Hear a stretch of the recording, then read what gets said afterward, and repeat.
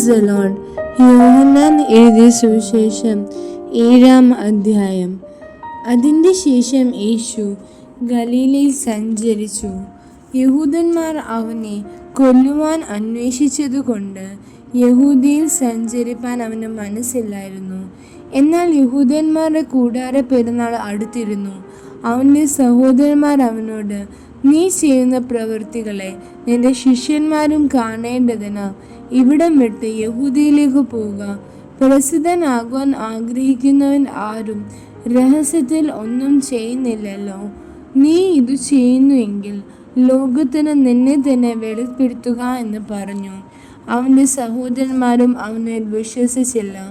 യേശു അവരോട്, എൻ്റെ സമയം ഇതുവരെ വന്നിട്ടില്ല, നിങ്ങൾക്കോ എല്ലായ്പ്പോഴും സമയം തന്നെ.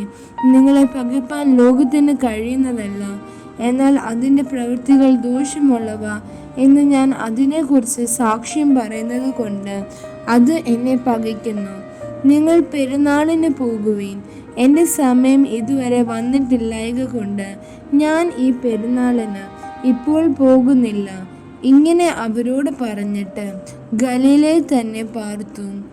അവൻ്റെ സഹോദരന്മാർ പെരുന്നാളിന് പോയ ശേഷം അവനും പരസ്യമായിട്ടല്ല, രഹസ്യത്തിൽ എന്ന പോലെ പോയി.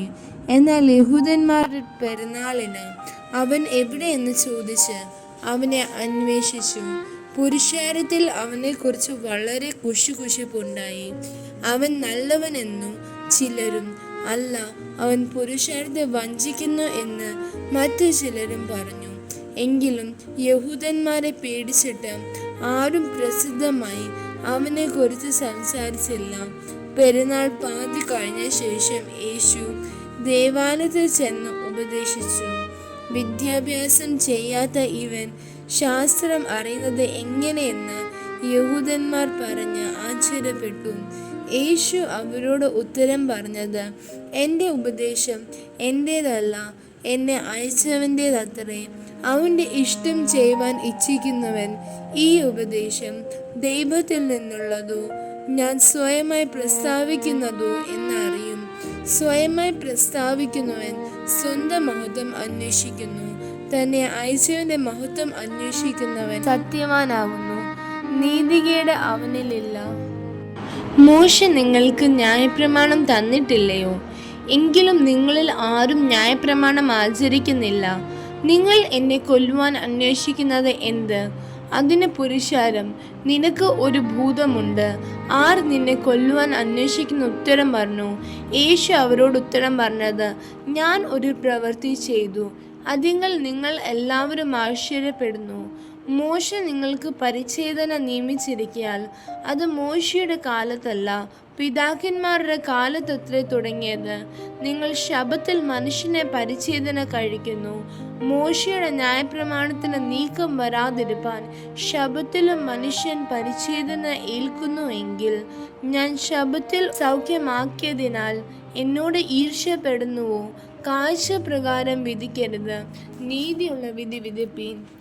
യെരൂശലേമിൽ ചിലർ, അവർ കൊല്ലുവാൻ അന്വേഷിക്കുന്നവൻ ഇവനല്ലയോ? അവൻ ധൈര്യത്തോടെ സംസാരിക്കുന്നുവല്ലോ. അവർ അവനോട് ഒന്നും പറയുന്നില്ല.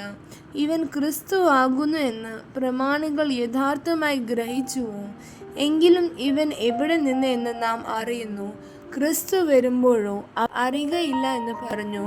ആകയാൽ യേശു ദേവാലയത്തിൽ ഉപദേശിക്കുമ്പോൾ, നിങ്ങൾ എന്നെ അറിയുന്നു, ഞാൻ ഇവിടെ നിന്നെന്നും അറിയുന്നു. ഞാൻ സ്വയമായിട്ട് വന്നവനല്ല, എന്നെ അയച്ചവൻ സത്യവാനാകുന്നു, അവനെ നിങ്ങൾ അറിയുന്നില്ല. ഞാൻ അവൻ്റെ അടുക്കൽ നിന്ന് വന്നതുകൊണ്ടും അവൻ എന്നെ അയച്ചതുകൊണ്ടും ഞാൻ അവനെ അറിയുന്നു എന്ന് വിളിച്ചു പറഞ്ഞു. ആകയാൽ അവർ അവനെ പിടിപ്പാൻ അന്വേഷിച്ചു, എങ്കിലും അവൻ്റെ നാഴിക വന്നിട്ടില്ലായകയാൽ ആരും അവൻ്റെ മേൽ കൈവച്ചില്ല. പുരുഷാരത്തിൽ പലരും ക്രിസ്തു വരുമ്പോൾ ഇവൻ ചെയ്തതിൽ അധികം അടയാളം ചെയ്യുമോ എന്ന് പറഞ്ഞ് അവനിൽ വിശ്വസിച്ചു. പുരുഷാരം അവനെക്കുറിച്ച് ഇങ്ങനെ കുശുകുശുക്കുന്നു എന്ന് പരീശന്മാർ കേട്ടാരെ അവനെ പിടിക്കേണ്ടതിന് മഹാപുരോഹിതന്മാരും പരീശന്മാരും ചേവകരെ അയച്ചു. യേശുവോ, ഞാൻ ഇനി കുറേ നേരം നിങ്ങളോട് കൂടെ ഇരിക്കുന്നു, പിന്നെ എന്നെ അയച്ചവൻ്റെ അടുക്കൽ പോകുന്നു. നിങ്ങൾ എന്നെ അന്വേഷിക്കും, കണ്ടെത്തുകയില്ലാതാനും ഞാൻ ഇരിക്കുന്നിടത്ത് നിങ്ങൾക്ക് വരുവാൻ കഴിയുകയുമില്ല എന്ന് പറഞ്ഞു. അത് കേട്ടിട്ട് യഹൂദന്മാർ, നാം കണ്ടെത്താതെ വണ്ണം ഇവൻ എവിടേക്ക് പോകുവാൻ ഭാവിക്കുന്നു? യവനന്മാരുടെ ഇടയിൽ ചിതറിപ്പാർക്കുന്നവരുടെ അടുക്കൽ പോയി യവനരെ ഉപദേശിപ്പാൻ ഭാവമോ? നിങ്ങൾ എന്നെ അന്വേഷിക്കും, എന്നെ കണ്ടെത്തുകയില്ലാതാനും ഞാൻ ഇരിക്കുന്നിടത്ത് നിങ്ങൾക്ക് വരുവാൻ കഴിയുകയുമില്ല എന്ന് ഈ പറഞ്ഞ വാക്ക് എന്തെന്ന് തമ്മിൽ പറഞ്ഞു.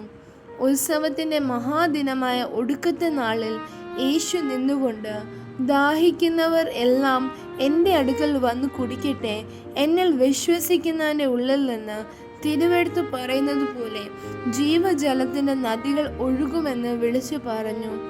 അവൻ ഇത് തന്നിൽ വിശ്വസിക്കുന്നവർക്ക് ലഭിക്കാനുള്ള ആത്മാവിനെ കുറിച്ച് ആകുന്നു പറഞ്ഞത്. യേശു അന്ന് തേജസ്കരിക്കപ്പെട്ടിട്ടില്ലായകയാൽ ആത്മാവ് വന്നിട്ടില്ലായിരുന്നു. പുരുഷൻ ആ വാക്ക് കേട്ടിട്ട്, ഇവൻ സാക്ഷാൽ ആ പ്രവാചകനാകുന്നു എന്ന് പറഞ്ഞു. വേറെ ചിലർ, ഇവൻ ക്രിസ്തു തന്നെ എന്നും, മറ്റു ചിലർ, ഗലീലയിൽ നിന്നോ ക്രിസ്തു വരുന്നത്? ദാവീദിന്റെ സന്തതിയിൽ നിന്നും, ദാവീദ് പാർത്ത ഗ്രാമമായ ബേത്ലഹേമിൽ നിന്നും ക്രിസ്തു വരുന്നു എന്ന് തിരുവെഴുത്ത് പറയുന്നില്ലയോ എന്ന് പറഞ്ഞു. അങ്ങനെ പുരുഷാരത്തിൽ അവനെ ചൊല്ലി ഭിന്നത ഉണ്ടായി.